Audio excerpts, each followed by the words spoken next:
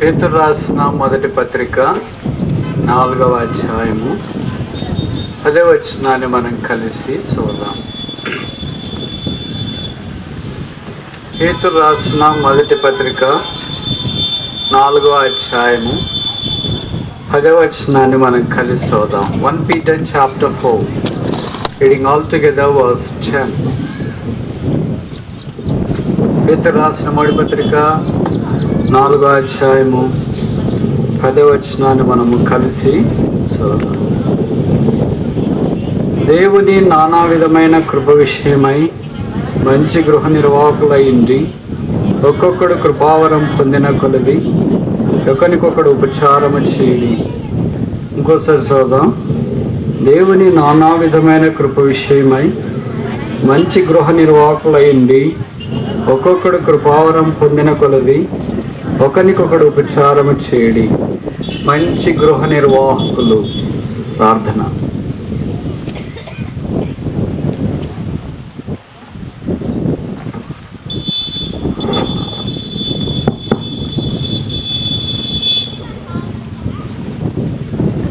ప్రేమగల తండ్రి యేసు ప్రభు వారి మంచి నామమున, మనోహరమైన నామమున, మహాత్మ్యము కలిగిన నామమున, మధురమైన నామమున, మహిమగల నామమున ఈ 2వ సెషన్లో కూడా మీ సన్నిధిలో సహాయం కొరకై ప్రవేశిస్తున్నాము. మానవ హద్దుబాట్లు, పరిమితులన్నింటినీ అధిగమించి మీరు మాకు పరిచర్య చేయమని ప్రార్థిస్తున్నాం. వచ్చిన మీ ప్రజలు దుఃఖముతో దుఃఖముఖలై వెళ్ళిపోకూడనట్లు సహాయం చేయండి. మాతో మీరు మాట్లాడుట కొరకై, మమ్మల్ని దర్శించుట కొరకై, మాకు మేలు చేయుట కొరకై, రక్షించుట కొరకై, సంరక్షించుట కొరకై, కాపాడుట కొరకై, భద్రపరచుట కొరకై, గాయము కట్టుట కొరకై, కన్నీటి తుడుచుట కొరకై దిగిరమ్మని ప్రార్థిస్తున్నాం. మీరు లేకుండా మేమేమీ చేయలేము. మా ప్రయత్నములన్నీ మీకు వెలుపట కేవలం నిరర్థకము, నిష్ప్రయోజనం. నన్ను కరుణించుము, మీ రక్తం చేత కడిగి పరిశుద్ధపరచుము. మీ కొరకు వాడుకును. మీ మాటలు నోట ఉంచు. ఎండ వేడిమి నుండి కాపాడు. మా సమయాన్ని మీరు దీవించి పెట్టు. యేసు ప్రభు నామమున స్తుతించి ప్రార్థిస్తున్నాము తండ్రి. ఆమేన్.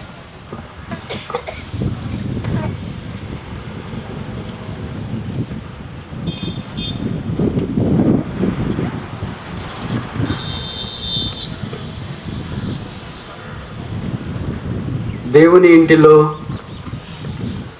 ఆయన గృహ నిర్వాహకులముగా 2 రకాలుగా మనమున్నామని జ్ఞాపకం చేయబడింది. మొదటి రకము బహళ నమ్మకమైన మంచి దాసుడు. 2వ రకము సోమరివైన చెడ్డ దాసుడు. మనము 2వ రకంలో లేకుండా మొదటి రకంలో ఉండాలని కోరబడుతూ ఉన్నాం. ఎందుకంటే మన యజమానుని గురించి 5 మంచి లక్షణాలు చూస్తున్నాం. మొదట ఈజ్ ఎ గివింగ్ గాడ్, ఆయన ఇచ్చే దేవుడు. 2వది ఈజ్ ఎ జనరస్ గాడ్, ధారాళముగా దయచే దేవుడు. 3వది ఈజ్ ఎ గ్రేషియస్ గాడ్, బహుకాలమైన తర్వాత వచ్చే దేవుడు.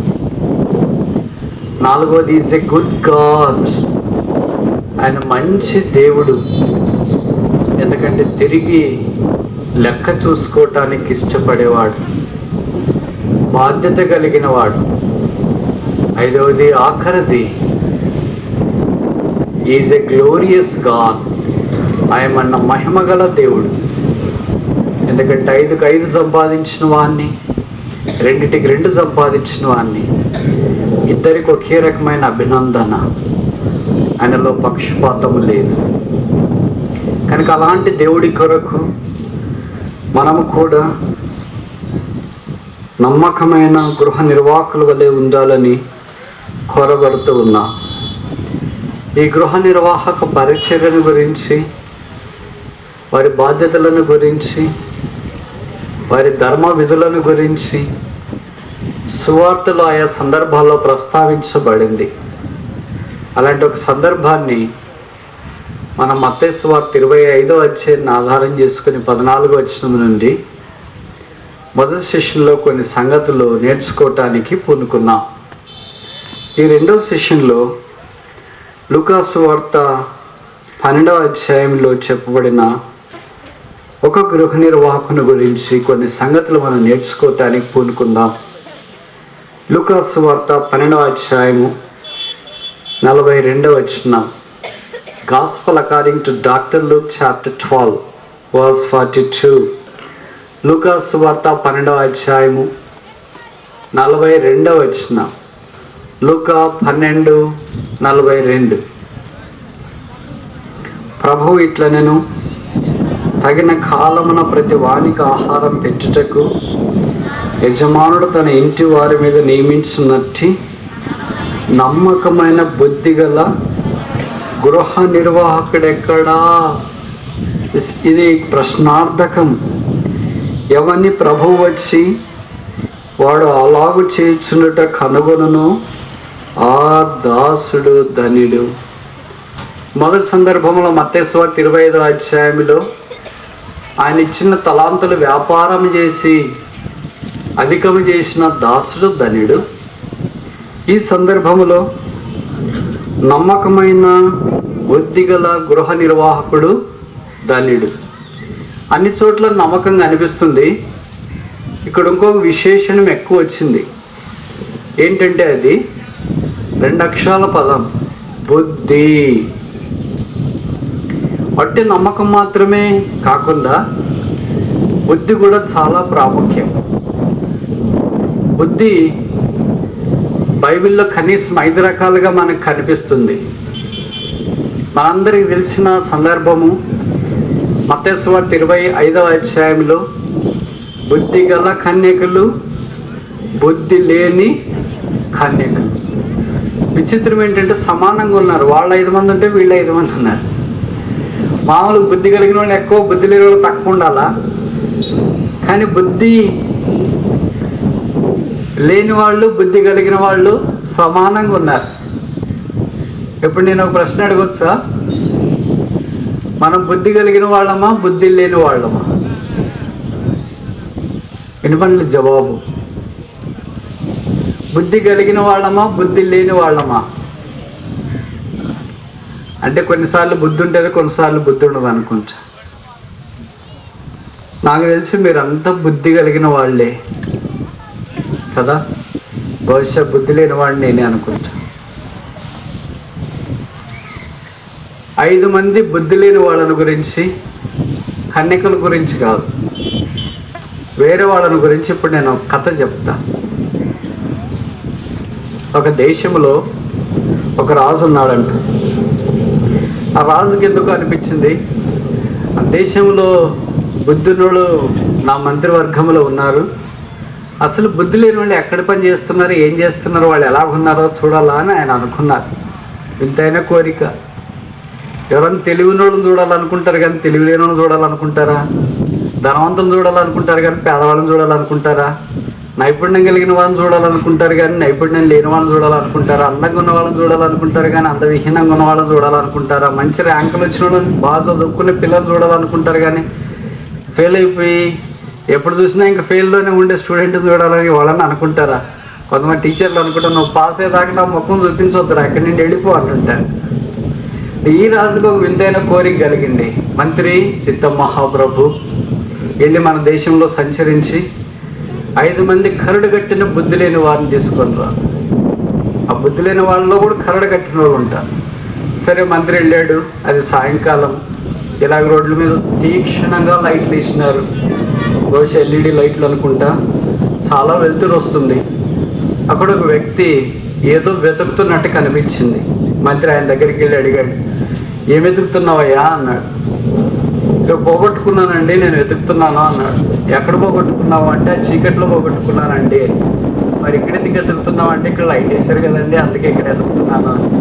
పోగొట్టుకునేది చీకట్లో, వెతికేదో లైట్లో నీకు ఎలా కనిపిస్తుంది అంటే ఆ చీకటి ఇక్కడ లైట్లో నుండి కనిపిస్తుందేమో అని ఇక్కడే వెతుకుతున్నానండి అని అన్నాడు. మంత్రి అనుకున్నాడు, మా రాజుగారు కోరింది ఖచ్చితంగా ఇట్లాంటి వ్యక్తి అనుకుంటా, మంచి పనుడు ఉన్నట్టున్నాను అన్న, నాతో పాటు రావాలా అన్నాడు. ఎక్కడికి వెళ్ళి అన్నాడు, రాజుగారి దగ్గరికి. రాజు మీరు ఇలాంటి వాళ్ళని చూస్తారంట, మీకు బహుమానం ఇస్తారంట. ఆహా, పోగొట్టుకునేదంతా నేను సమకూర్చుకోవచ్చులే అని ఆ వ్యక్తితో లేదా మంత్రితో పాటు బయలుదేరటానికి కోరుకున్నాడు. మొదలు ఇంకా అలా కొద్ది దూరం పోతుంటే ఒక ఆయన పరిగెత్తి వస్తున్నాడు ఆయాసపడతా. ఏంటి ఆయన చాలా పరుగులు తీస్తూ ఆయాసపడతా వస్తున్నావు అని అంటే, నేను భార్య పోట్లాడుకుంటున్నామండి. మా భార్య చాలా నెమ్మదస్తురాలు, బహుశా పల్నాడమ్మాయి అనుకుంటా. మేము పోట్లాడుకుంటుంది, ఆ అమ్మాయి అనింది గట్టిగా రోజు బయట వాళ్ళందరికీ వినిపిస్తుందని చెప్పింది. అందుకనే బయట వాళ్ళకి వినిపిస్తుందో లేదో వాళ్ళని వెళ్ళి అడగదామని పరిగెత్తిపోతున్నానండి అన్నాడు. ఈ మంత్రి అనుకున్నాడు, వీడు కూడా మా రాజుకి చాలా సూట్ అయిన బుద్ధి లేనివాడు, మాకు ఉపయోగపడతాడు కనుక నువ్వు కూడా రా నాన్న, నువ్వు చాలా పనిమంతుడు కదా, బయట వాడికి వినిపిస్తుందో లేదని వెళ్ళి అడగటానికి పరుగులు తీస్తున్నావు కదా, నువ్వు కూడా రా మా దగ్గరికి, రాజు నీకు బహుమానం ఇస్తారంటే అంటే ఉండండి భార్యతో పర్మిషన్ తీసుకొని వస్తానా అని అన్నాడు. ఇక్కడ నుండి ఫోన్లో టెక్స్ట్ చేయలే పర్వాలేదంటే మెసేజ్ పంపించలే, పర్మిషన్ ఆన్లైన్లో తీసుకుందువు, ఆఫ్లైన్ ఎందుకు అని మొత్తానికి భార్యతో పర్మిషన్ తీసుకున్నాడు. ఈయన కూడా బయలుదేరినాడు. ఇప్పుడు ఎంతమంది అయ్యారు? 2 అయ్యారు. ఇంకా ఆ తర్వాత ఇంకా ముందుకు వెళ్తుంటే ఒక 2 యవనస్తులు బాగా పోట్లాడుకుంటున్నారంట. ఒకరికి రక్తం కారుతుంది, ఒకరి తల దగ్గర, ఒకరి కాళ్ళ దగ్గర రక్తం కారుతుంది. ఏంటో బాబు ఇలా పోట్లాడుకుంటున్నాం అంటే, అయ్యో మా పోట్లాడికి చాలా కథ ఉందండి అన్నారు. ఏం కథ ఉంది బాబు అంటే, ఏమో చెప్తానికి కుదరదులేండి, నేను చెప్పండి, నాకు కథలు అంటే బాగా ఇష్టము అన్నాడండి. అప్పుడు ఒకటి పోట్లాడుతున్నాడు అన్నాడంట, తల దగ్గర అంతా రక్తం కార్చుకున్నాడు.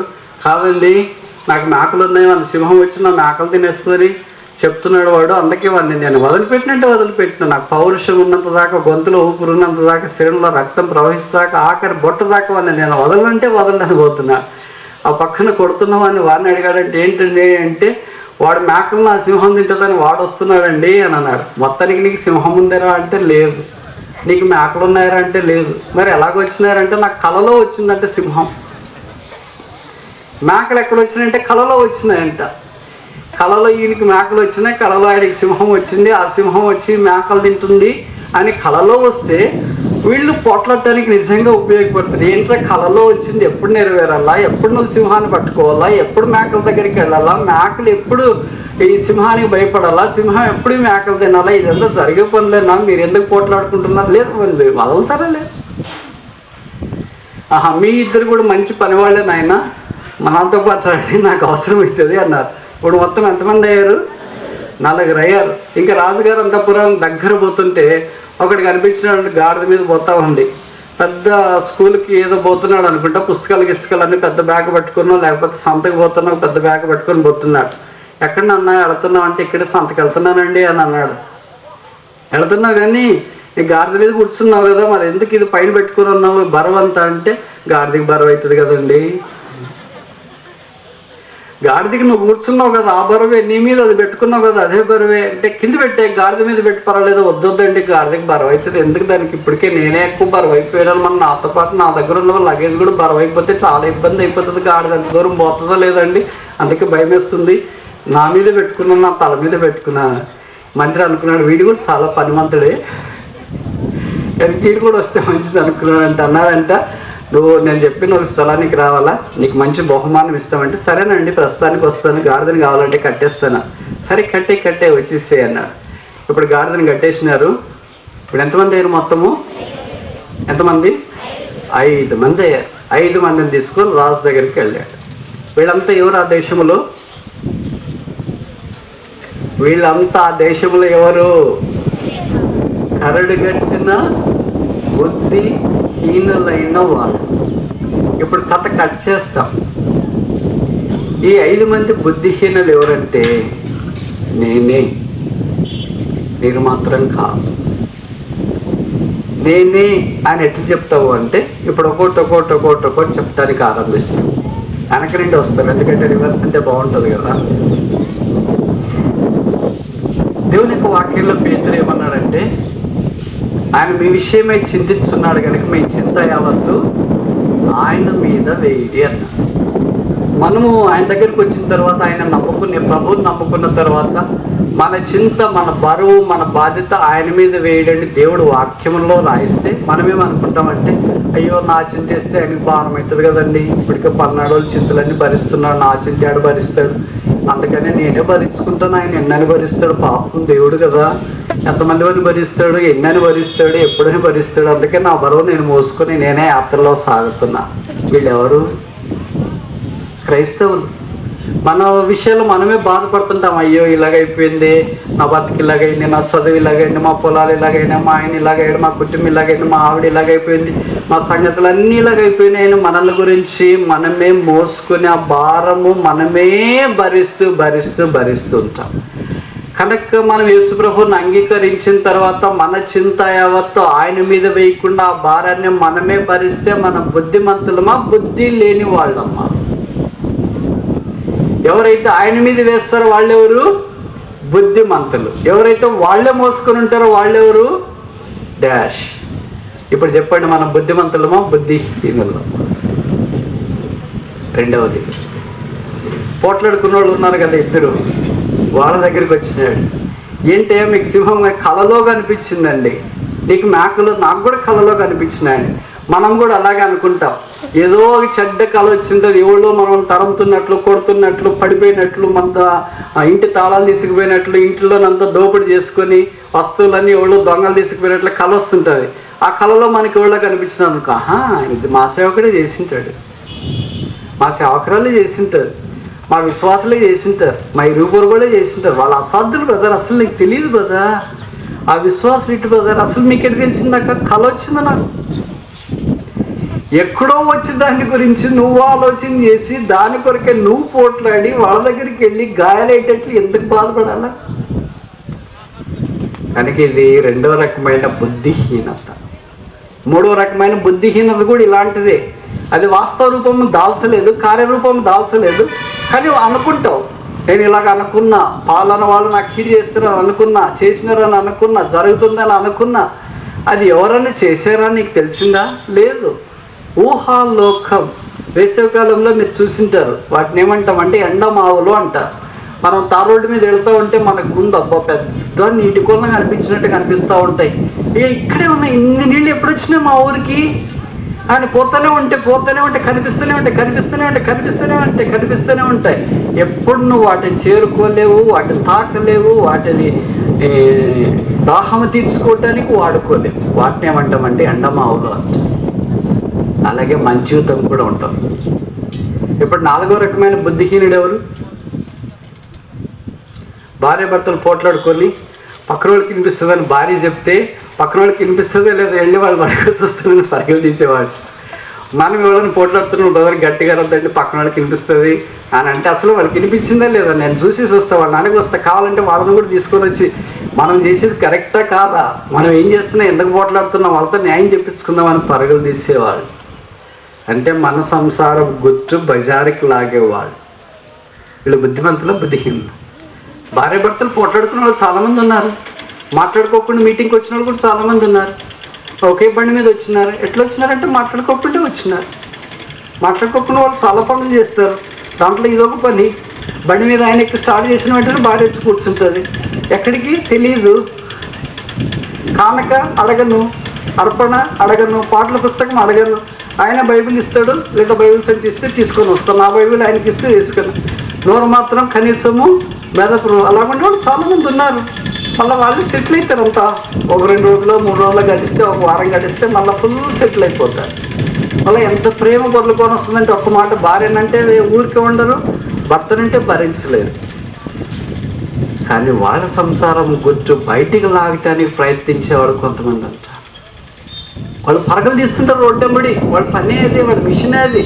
ఏం బ్రదర్ బైబిల్, దానికి బైబిల్ అవసరం లేదు బ్రదర్. ఎందుకని?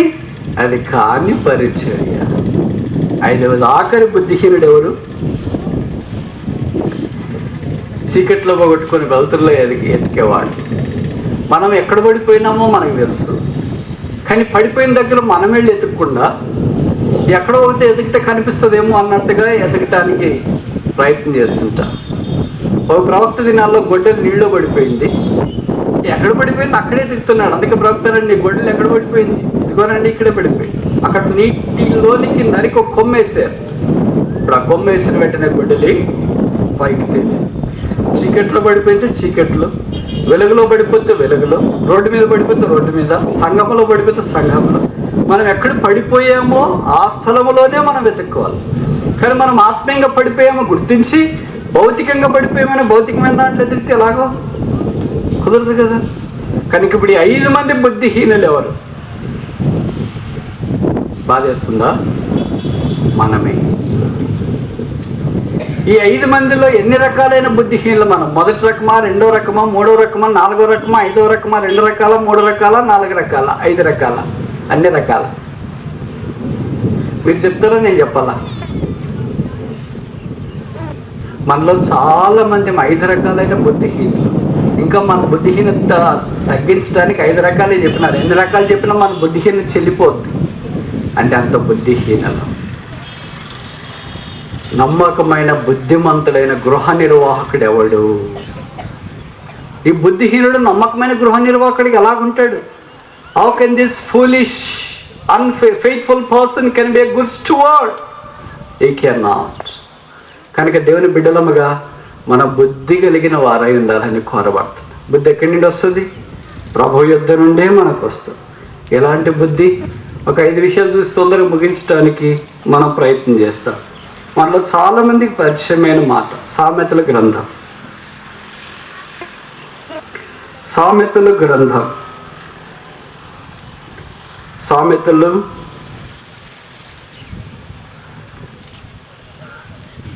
19వ అధ్యాయము, సామెతల గ్రంథము 19వ అధ్యాయము 14వ వచనం అనుకుంటా. 19:14 గృహమును విత్తమును పితరులు ఇచ్చిన స్వాస్థ్యము, సుబుద్ధి గల భార్య యెహోవా యొక్క. కనుక మొదటి బుద్ధి ఏంటంటే సుబుద్ధి. సుబుద్ధి అంటే సు ప్లస్ బుద్ధి, మంచి బుద్ధి, గుణసంధి, గుణాల గురించి తెలియజేస్తాను. మనకు కూడా దేవుడు ఇలాంటిది ఇవ్వాలని కోరుతున్నాడు, మంచి బుద్ధి. అసలు బుద్ధి లేకపోతే మంచి బుద్ధి ఎలాగొస్తుంది? కొన్నిసార్లు మన ఇంట్లో వాళ్ళు మనల్ని అభినందించేటప్పుడు అంటుంటారు, అబ్బా మంచి బుద్ధి వచ్చింది నీకు. అంటే అప్పటిదాకా ఏ బుద్ధి ఉంది? చెడ్డ బుద్ధి ఉందని. అప్పుడు మాత్రం సుబుద్ధి వచ్చిందని. దైవికమైన కార్యముల్లో మనం అలాంటి మంచి బుద్ధి కలిగిన వారమై ఉండాలని కోరబడుతున్నాం. రెండవది యెషయా గ్రంథము 50వ అధ్యాయము 4వ వచనం. Book of Isaiah chapter 50 verse 4. యెషయా గ్రంథము 50వ అధ్యాయము 4వ వచనం. యెషయా 50:4. అలసిన వాణిని మాటల చేత ఊరడించు జ్ఞానము నాకు కలుగునట్లు శిష్యునికి తగిన నోరు యెహోవా నాకు దయచేసి ఉన్నాడు. శిష్యులు వినట్లుగా నేను వింటక ఆయన ప్రతి ఉదయం నాకు వినుబుద్ధి పుట్టించుచున్నాడు. కనుక వినే బుద్ధి ఎవరు పుట్టించాలంటే ప్రభువే పుట్టించాలి. ఇప్పుడు మనం వినకుండా ఉన్నామంటే అర్థం ఏంటి? ఈ బుద్ధి కూడా ఒకరు పుట్టిస్తారు. ఎవరు? వినని బుద్ధి ఎవరు పుట్టిస్తారు? వెరీ గుడ్, చాలా బాగా చెప్తున్నారే. కనుక దేవుని వాక్యం వినే బుద్ధి ఎవరు పుట్టిస్తారు? ప్రభువే పుట్టిస్తాడు. దేవుని వాక్యం ఏమింటే వాళ్ళు మస్తుగా చెప్తారు, కానీ ఇలాంటివన్నీ ఇంకా టీవీలో బాగా వస్తున్నాయి, యూట్యూబ్లో ఉన్నాయి, తర్వాత ఇంకా వాట్సాప్లో వస్తున్నాయి, చాలా చోట్ల వస్తున్నాయి, అవన్నీ వినొచ్చు కదా అని సాతాను బహుశా మనల్ని అటు ఇటు కలవరపరిచే అవకాశం ఉంది. వినే బుద్ధి దేవుడు మనకు పుట్టిస్తున్నాడు. ప్రభువా, ఉదయం లేచిన వెంటనే నాకు ఒక బుద్ధి ప్రభువా. ఏ బుద్ధి? వినే బుద్ధి. మూడవ బుద్ధి ఏంటి? వాక్యంలో చెప్పబడిన సామాన్యమైన పరిచయమైన మాటని దేవుడు మన గమనానికి జ్ఞాపకానికి తీసుకొని వస్తున్నాడు. తీతు పత్రిక 2వ అధ్యాయం 6వ వచనం. తీతు పత్రిక 2వ అధ్యాయం 6వ వచనం. Titus chapter 2 verse 6. తీతు 2:6. అటువల్లనే స్వస్థ బుద్ధి గలవారై ఉండవలనని యవ్వన పురుషులను హెచ్చరించుము. స్వస్థ బుద్ధి అంటే సాబర్నిటీ. ఇది ఇతరులను గాయం చేసే బుద్ధి కాదు, ఇతరులకి నష్టం కలిగించే బుద్ధి కాదు. ఇతరుల గాయాల్లో ఉన్నప్పుడు వారి గాయాలు కట్టడానికి అవసరమైన బుద్ధి కలిగించే మాటలు మనలో నుండి రావాలని కోరబడుతున్నాం. ఇప్పుడు దాకా ఎన్ని బుద్ధులు చూసాం? 3 చూసాం. మొదటిది ఏంటి? సుబుద్ధి. రెండవది ఏంటి? వినుబుద్ధి. మూడవది ఏంటి? స్వస్థ బుద్ధి. నాలుగవది ఏంటి? యెషయా గ్రంథము 57వ అధ్యాయము 19వ వచనం. Book of Isaiah chapter 57 verse 19. యెషయా 57:19. యెషయా 57:19.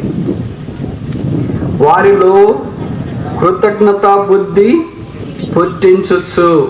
ఈ బుద్ధి చాలా ప్రాముఖ్యం. బహుశా మనలో చాలామందికి ఇది లేదంటే తప్పు కాదేమో. మనకేముంటుందంటే వేరే వాళ్ళు సహాయం చేసినప్పుడు వారికి థ్యాంక్స్ చెప్పాలా అని అనిపించదు, అంటే వాళ్ళకి కృతజ్ఞత చెప్పాలని అనిపించదు. ఇట్లాంటి వాళ్ళు చాలా తక్కువ మంది ఉంటారు. యేసు ప్రభు దగ్గరికి 10 మంది కుష్ఠరోగులు వచ్చినారు. వాళ్ళు శుద్ధీకరించబడాలని కోరారు. ప్రభు అన్నాడు, మీరు వెళ్ళి యాజకుని కనపరచుకోండి. బైబిల్లో రాయబడింది, వారు వెళ్ళుచుండగా శుద్ధులైరి. దాంట్లో ఒక్కడు మాత్రమే తిరిగి యేసు ప్రభు దగ్గరికి వచ్చినాడు. వాడెవరు? సమరయుడు. మిగతా 9 మంది రాలేదు. వాళ్ళెవరు?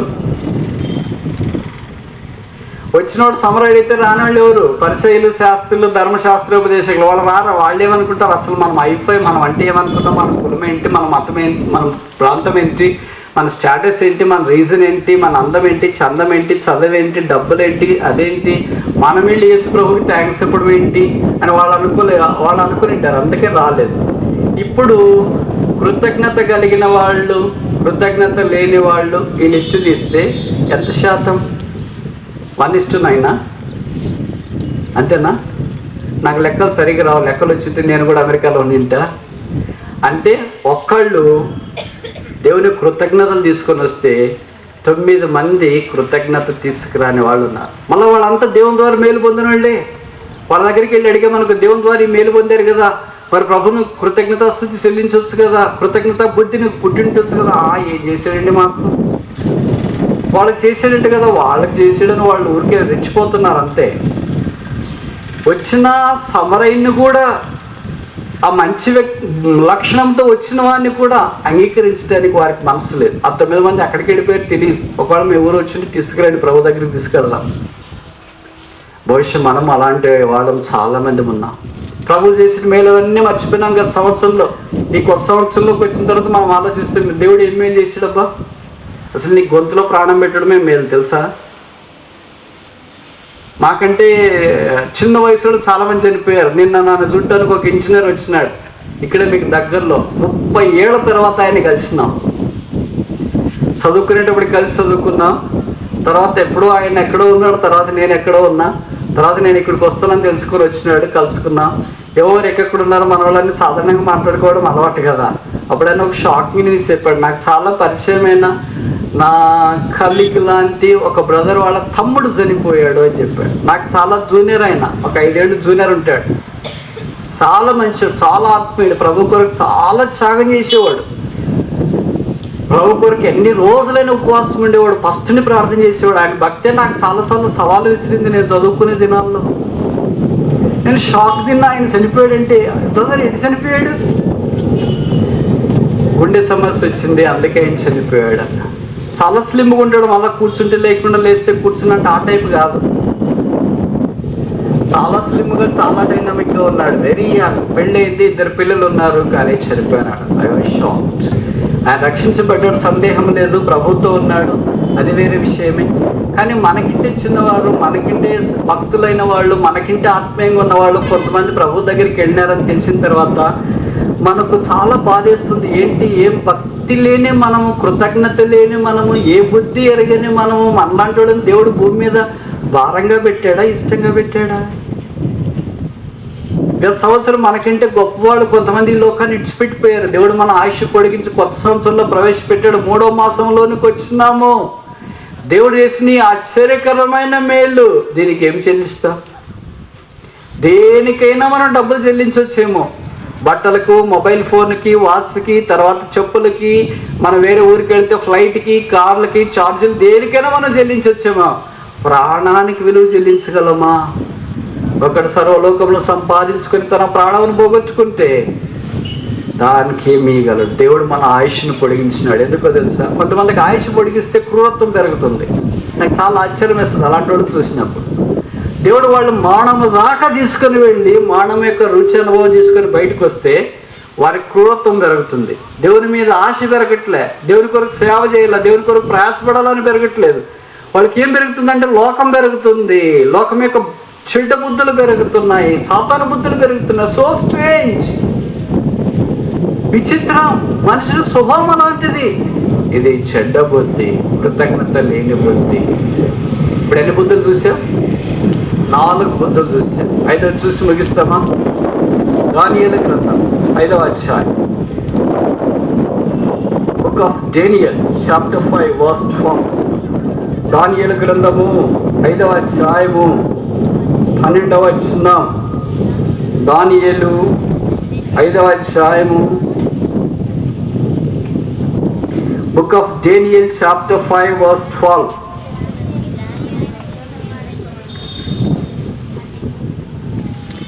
మీరు తొందరగా తీశారు. దానియేలు 5వ అధ్యాయము 12వ వచనం. ఈ దానియేలు శ్రేష్టమైన బుద్ధి. చాలండి. నన్ను గురించి ఇలాంటి మాట ఒకటి చెప్తే ఎంత బాగుండి ఎవరన్నా అని అనుకుంటాను. బుద్ధే లేదని చెప్తుంటే శ్రేష్టమైన బుద్ధి ఎలాగొస్తుంది? ఇప్పుడు 5 బుద్ధులు చూసినా. మొదటిది ఏంటి? సుబుద్ధి. రెండవది ఏంటి? వినుబుద్ధి. మూడవది ఏంటి? స్వస్థ బుద్ధి. నాలుగవది కృతజ్ఞతా బుద్ధి. 5వది ఆఖరిది శ్రేష్టమైన బుద్ధి. ఇది బుద్ధినోళ్ళ సంగతి. బుద్ధి లేనోళ్ళ సంగతి. బుద్ధి లేదని మనకి ఎలాగ తెలుస్తుంది అని అంటే మనమే దానికి ఎగ్జాంపుల్. దాన్ని తెలియాల్సిన పని ఏముంది? పాత నిబంధనలో బుద్ధి లేని ఆయన ఒక ఆయన ఉన్నాడు, కొత్త నిబంధనలో బుద్ధి లేని ఆయన ఒక ఆయన ఉన్నాడు. పాత నిబంధనలో నెబుకద్నెజరుకి బుద్ధి లేకపోతే అడవిలోనికి వెళ్ళి గడ్డి తిన్నాడు, గోర్లు పెరిగిపోయినాయి, వెంట్రుకలన్నీ పెరిగిపోయినాయి, అడవిలో ఒక జంతువు వలె జీవిస్తూ వచ్చిన ఆయన గురించి తర్వాత చెప్పబడింది ఏంటంటే మానవ బుద్ధి మరలా వచ్చిన. కనుక బుద్ధి లేకపోతే ఏం చేస్తామంటే అడవి మృగాల వలె జీవిస్తాం. ఏం తింటున్నామో, ఎక్కడ పడుకుంటున్నామో, చేతులు గోర్లు పెరిగినాయా లేదా, తలకు స్నానం చేసామా లేదా, శరీరానికి బట్టలు వేసుకున్నామా లేదా, దైవికమైన బుద్ధి లేకుండా ప్రవర్తించున్నాము. కొత్త నిబంధనలో లూకాసు 16వ అధ్యాయంలో బుద్ధి లేకుండా ఒకడు ఉన్నాడు. ఎవరు? చిన్న కుమారుడు. బుద్ధి లేకుండా దూర దేశానికి వెళ్ళి ఆస్తిని తీసుకొని పాడు చేసి పందుల పొట్టు దగ్గరికి వెళ్ళి పందులు దిగలేదు కానీ పందుల పొట్టు తింటూ కడుపు నింపుకోవటానికి ప్రయత్నం చేశారు. అక్కడ రాయబడిన మాట ఏంటంటే వాడు బుద్ధి వచ్చినప్పుడు. ఇప్పటిదాకా బుద్ధి ఏమైంది? బుద్ధి 2 స్థలాలకు వెళుతుంది. పాత నిబంధనలలో బుద్ధి గడ్డి తినటానికి వెళ్తుంది, కొత్త నిబంధనలో బుద్ధి పొట్టు తినటానికి వెళ్తుంది. ఇప్పుడు మన బుద్ధి ఎక్కడికి వెళ్ళింది? గడ్డి తినటానికి వెళ్ళిందా, పొట్టు తినటానికి వెళ్ళిందా, లేదా మధ్యలో ఉందా? గడ్డి తినటానికి వెళితే నెబుకద్నెజరు వల్లే తిరిగి మానవ బుద్ధి రావాలా? పొట్టు తినటానికి వెళితే తప్పైన కుమారుడు వల్లే నేను లేచి నా తండ్రి యొద్దకు వెళతా. కనుక తండ్రి దగ్గరికి వచ్చినాడు, తండ్రి స్వీకరించినాడు. పొట్టు తినేవాడు ఏం తింటున్నాడు? విందు. పన్నుల దగ్గర ఉన్నవాడు ఎక్కడున్నాడు? దాసుల దగ్గర ఉన్నాడు. ఆ దూర దేశంలో ఉన్న వ్యక్తి దగ్గర ఉండవలసిన వాడు ఎక్కడున్నాడు? పందుల యజమాని దగ్గర ఉండవలసిన వాడు తండ్రి దగ్గర ఉన్నాడు. పందుల వాసనలో ఉండవలసిన వాడు ఎక్కడున్నాడు? చక్కటి తండ్రి యొక్క మంచి వాసనలో ఉన్నాడు. స్నానం లేనివాడు ఎక్కడున్నాడు? స్నానం చేసిన దగ్గర ఉన్నాడు. బట్టలు సరిగా లేనివాడు ఎక్కడున్నాడు? కొత్త వస్త్రాలు ధరించి చెప్పులు లేకుండా పందుల దగ్గర తిరిగిన వాడు ఇప్పుడు ఎలాగున్నాడు? చెప్పులు వేసుకుని ఉన్నాడు. ఉంగరం లేకుండా పందుల దగ్గర ఉన్నవాడు ఇప్పుడు ఎలాగున్నాడు? ఉంగరం పెట్టుకుని ఉన్నాడు. బుద్ధి లేనప్పుడేమో పందుల దగ్గర ఉన్నాడు, బుద్ధి వచ్చినప్పుడేమో తండ్రి దగ్గర ఉన్నాడు. ఇప్పుడు మనకు బుద్ధి ఉందా లేదో తెలుసుకోవడం చాలా తేలిక. తండ్రి దగ్గర ఉంటే బుద్ధి ఉన్నట్లు, తండ్రిని వదిలేసి దూరదేశానికి వెళ్ళింటే పందుల దగ్గర ఉన్నట్టు, అంటే బుద్ధి లేదు అని అర్థం. బుద్ధి లేకపోతే కంపు ఉంటుంది, బుద్ధి ఉంటే మంచి వాసన ఉంటుంది. అంటే పర్ఫ్యూమ్ కొట్టుకోవాలి క్రిస్టియన్ అయ్యారని కాదు. అంతరంగంలో శుద్ధి, దైవికమైన కార్యముల కొరకు ఆశ, సరే, ఒక విషయం నేను చెప్పి ముగించడానికి ప్రయత్నం చేస్తాను. ఇప్పుడు దానియేలుకి ఏముందంటే శ్రేష్టమైన బుద్ధి. నాకు అనిపిస్తుంది దానియేలు బుద్ధిలో ఒక విషయమంతా నుండి ఎంత బాగుండా అని. బైబిల్ చరిత్రలో ఇద్దరు మహాజ్ఞానులు ఉన్నారు. మొదటి వ్యక్తి సమూయేలు, మన్నించండి, సొలొమోను. రెండవ వ్యక్తి దానియేలు. ఎవరు జ్ఞానమైన మనుషుల యొక్క జ్ఞానం వీళ్ళిద్దరి తర్వాతే చెప్పుకోవాలనుకుంటా. అంత జ్ఞానం కలిగిన వారు ఈ సొలొమోను తర్వాత జ్ఞానం ఎవరంటే దానియేలు. ఆయనకి ఎంత జ్ఞానం ఉందంటే ఎక్కడే ఉండి ఎన్నో వేల సంవత్సరాలకు ముందు జరిగే సంగతులన్నీ ఒక్కసారి స్క్రీన్ షాట్ మీద చూసినట్లు చూసే తెలివి ఉంది. ఎల్సిడి స్క్రీన్ మీద చూసినట్లు మన దగ్గర పీపీటీ ఫోల్డర్లో లేదా ఫైల్స్ ఎలాగ చూస్తామో అలాగ చూసినట్లు ఆయనకు ఉంది. ఎలాగ చెప్తారు బ్రదర్ మీరు అని అంటే, ఇప్పుడు నేను ఒక ఉదాహరణ చెప్తాను, బైబిల్లోదే, నా సొంతం కాదు. రాజు నెబుకద్నెజర్ కాకులు తిరిగిన వాడు, బబులోనులో పేరుగాంచిన వాడు. ఆయన మాటకి ఎదురు చెప్పడానికి ఎవరికి ధైర్యం ఉండేది కాదు. ఎవరో రాత్రి పడుకున్నాడు, ఉదయం లేచినాడు, ఆయనకి రాత్రి కల వచ్చింది. దాని భావం ఏంటో తెలుసుకోవాలనుకున్నాడు. దేశంలో ఉన్న జ్ఞానులందరినీ పిలిపించినాడు. వాళ్ళని పిలిపించి వాళ్ళతో మాటలు పెట్టినాడు. ఏంటో నాకు రాత్రి కల వచ్చింది, దాని భావం చెప్పండి అని. వాళ్ళు అన్నారు, కళ చెప్పాలండి. అప్పుడు మేము దాని భావం చెప్తామంటే కళ మర్చిపోయినట్టున్నాను రా. కళ మర్చిపోతే భావం ఎలాగ చెప్పాలండి? కళ చెప్తే భావం చెప్పగలం, కానీ కళ చెప్పకుండా భావం చెప్పాలంటే కుదరదు అని తన రాజ్యంలో ఉన్న జ్ఞానులు అన్నారు. అప్పుడు ఆయన అన్నాడు, ఓవర్ యాక్షన్ చేస్తే టైం వేస్ట్ చేయొద్దు, చెప్తే రెండు చెప్పండి, లేకపోతే మీరు మీ ఇళ్ళు నేలమట్టం అవుతాయి. Destruction to your homes, death to yourself. మీ ఇంటికి నష్టం, నాశనం కలుగుతుంది, మీకు మరణం కలుగుతుంది. వాళ్ళకి భయం వేసింది. ఏంటిలో ఉన్నట్టుండి పిలిపించి రాత్రి పిలిపి ఏదో జరిగితే పగల మనం వాళ్ళు పిలిపించి ఒకేసారి చంపేస్తాను, నాశనం చేస్తా అని చెప్తున్నాడు. కళ చెప్తే బాగుని చెప్పొచ్చు, కానీ కళ చెప్పమంటున్నాడు, బాగుని చెప్పమంటున్నాడు. ఇంకేం రా, బతికేం లా, ముందు సస్తాంలే, ఇంక సావటానికి దగ్గరకు వచ్చిన తర్వాత ఎవరేం చేయగలరు అని అనుకున్నాడు. ఇలాంటి జ్ఞానంలో దానియేలుకు కూడా ఒకడు. ఆయన జ్ఞానాల గుంపులో రాలేదు. ఎందుకు రాలేదు? ఆయనకు టైం లేదో, లేకపోతే ఆయన వేరే పని మీద బిజీగా ఉన్నాడో తెలియదు, కానీ ఈ మీటింగ్కి దానియేలు రాలేదు. ఇలాగ జరిగిందంటే ఈ మీటింగ్లో విషయాలని దానియేలుకి ఒకటి చెప్పినారు. ఎవరు చెప్తారో దానియేలు అన్నాడు, అయితే ఇప్పుడు మన మీదకి మానవ రాబోతుందా, మన కుటుంబాలన్నీ అంటే ఇళ్ళన్నీ నాశనం అయిపోతాయా అంటే రాజు దానికి ఆజ్ఞ ఇచ్చినాడు, దాన్ని చేయటానికి బయలుదేరినారు అని. ఇప్పుడు దానికి ఎవరైతే ఇన్ఛార్జ్ ఇచ్చినారో వాళ్ళ దగ్గరికి వెళ్ళి దానియేలు చెప్పాడు, అయ్యా నాకు కొద్దిగా టైం కావాలని చెప్పు, రాజు దగ్గరికి వెళ్ళి నాకు టైం ఇస్తే, అంటే నాకు కొద్దిగా సమయం ఇస్తే నేను ఆ కళ దాని భావం చెప్తాను అని అన్నాడు. ఇప్పుడు దానియేలు యొక్క సమాచారం రాజు దగ్గరికి పోయింది. దానియేలని మనం ఐగుప్తులో ఈ యెరూషలేములో తీసుకొచ్చాం కదండి, చాలా శ్రేష్టమైన కుర్రోడు, ఆ వెజిటేరియన్ తింటాడు కదా, ఎప్పుడు ఆకుకూరలు అవి ఇవి. ఆ పిల్లోడు కొద్దిగా టైం కావాలంట, మీకు కళ దాన్ని భావం చెప్పేస్తాడంట అని. ఎలాగో చంపేస్తున్నాం కదా, వాడు కూడా ఏం చెప్పలేడు అనుకున్నాడేమో. సరే తీసుకోమని ఒక 2-3 రోజులు, ఆ తర్వాత వచ్చి నా దగ్గరికి కనిపించమను, కళ దాని భావం చెప్పమను అని చెప్పేసాడు రాజు. ఇప్పుడు దానియేలు వెళ్ళాడు ఎక్కడికి? గూగుల్కే, ఫేస్బుక్, ఎక్కడికి వెళ్ళాడు? తన స్నేహితుల దగ్గరికి వెళ్ళాడు. శద్రక్ మేషక్ అబద్ధిగోలు రాత్రి పిలుచుకున్నాడు. వాళ్ళ నలుగురు కలిసి ఇప్పుడు ప్రార్థన చేశాడు. ఆకాశమందు మర్మములను బయలుపరిచే దేవుడు అక్కడున్నాడని రుజువు చేయటానికి బబులోనులో ఒక యవనస్తుల గుంపు ఉంది. ప్రార్థన చేస్తే దేవుడు వారి ప్రార్థన ఆలకించినాడు, వారికి జవాబు ఇచ్చినాడు. కళ దాని భావము దానియేలుకు ప్రత్యక్షపరచబడింది. దానియేలు లేచినాడు, ఉదయకాలం రాజు దగ్గరికి వచ్చినాడు. రాజు అన్నాడు, చాలా టైం కావాలన్నావు ఏంటి, అప్పుడే వచ్చేసేవాడిని. మర్మములను బయలుపరచు దేవుడు ఆకాశం అందున్నాడు. రాజా అని చెప్పు. మరి విశేషం ఏంటి? నేరుగా దానియేలు ఉన్నటువంటి కళ దాని భావం చెప్పడానికి పూనుకోలేదు. దానియేలు శ్రేష్టమైన బుద్ధి కలిగిన వాడని ఎందుకు నేను చెప్తున్నానంటే ఇది సారాంశం. ఇప్పుడు దానియేలు రాజుతో ఏం చెప్పాడు తెలుసా?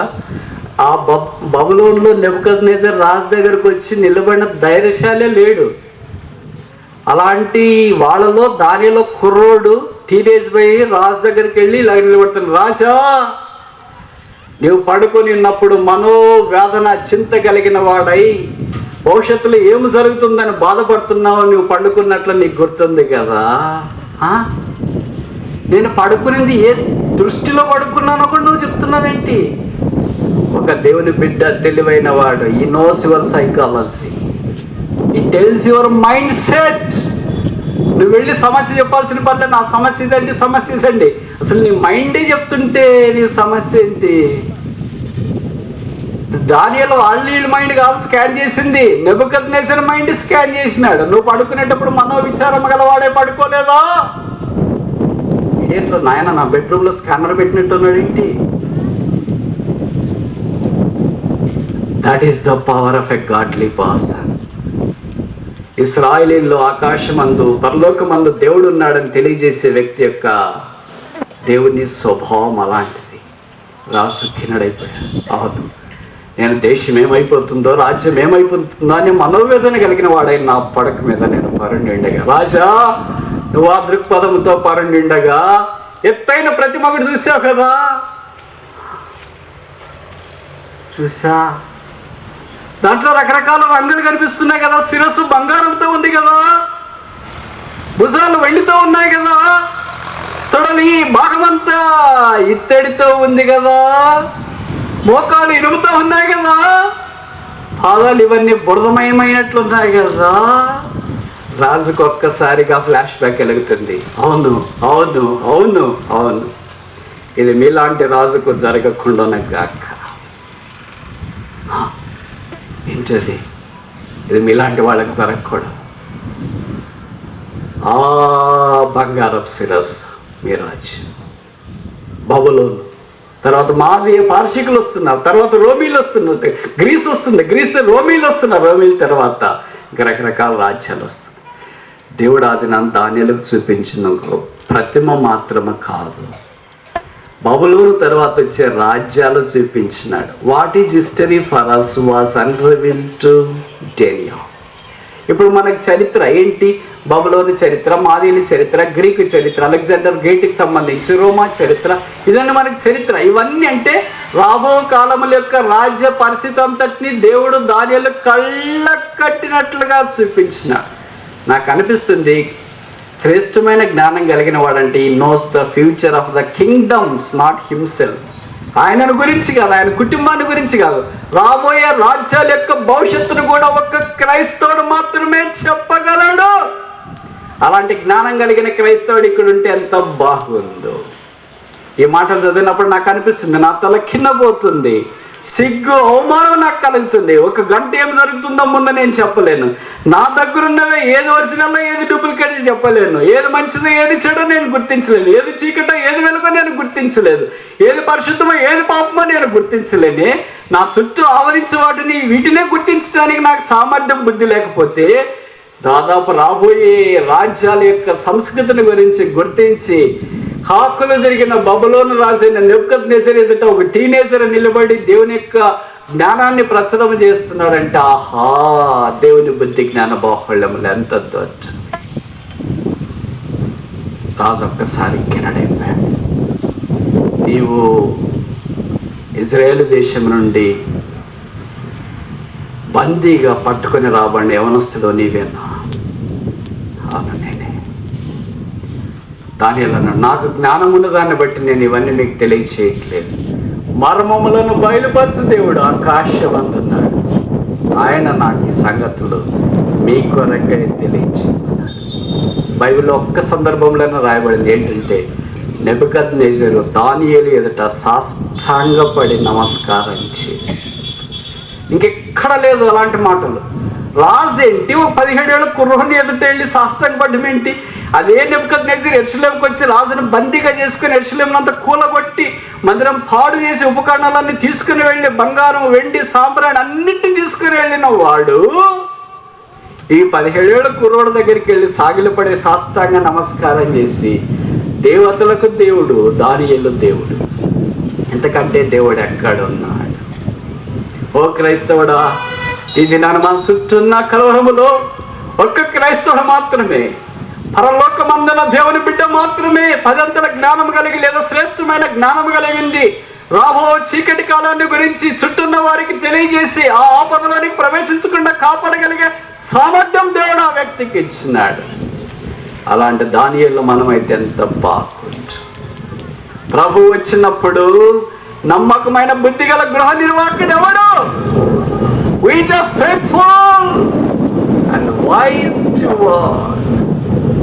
దేవుడికి ఇప్పుడు కావాల్సింది నమ్మకమైన బుద్ధి నిర్వాహకుడు మాత్రమే కాకుండా బుద్ధి కలిగిన గృహ నిర్వాహకుడు దేవుడికి కావాలి. ఇప్పుడు ప్రభు దగ్గరికి వస్తాను. ప్రభువా, నీ బుద్ధి మాకిస్తే ఎంత బాగుంటుంది. నాకు చాలా ఆశ్చర్యం వేస్తుంది.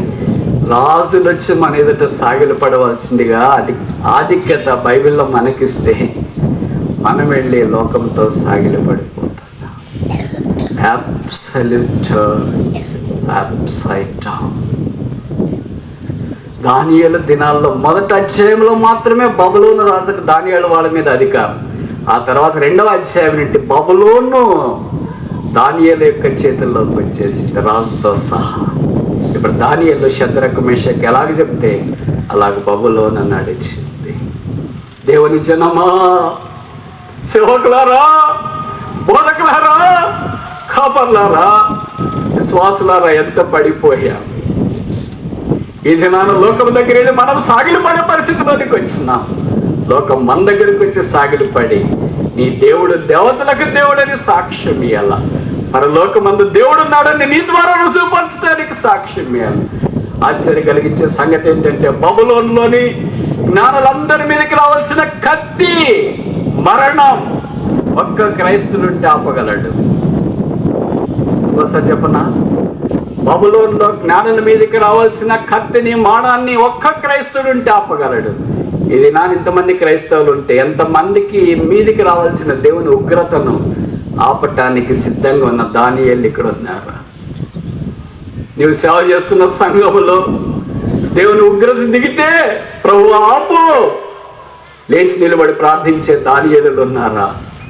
నీవు ఉంటున్న కాలేజీలో, నీవు ఉంటున్న వీధిలో, నువ్వు చేస్తున్న పొలం పనుల్లో యజమానుల మీద, ఇలాంటి వారి మీద మరణం, డెస్ట్రక్షన్, నాశనము, మానము వారి మీద తాండవాడుతూ వస్తుండగా నాకు టైం కావాలా, పరలోకమందు దేవుడు ఉన్నాడు అని అతి శ్రేష్టమైన దానియేలు వలె దేవుని సన్నిధిలో నిలిచి వారి మీదకి నాశనము కానీ మరణము కానీ రాకుండా నిలబెట్టే దానియేలులు ఉన్నారా?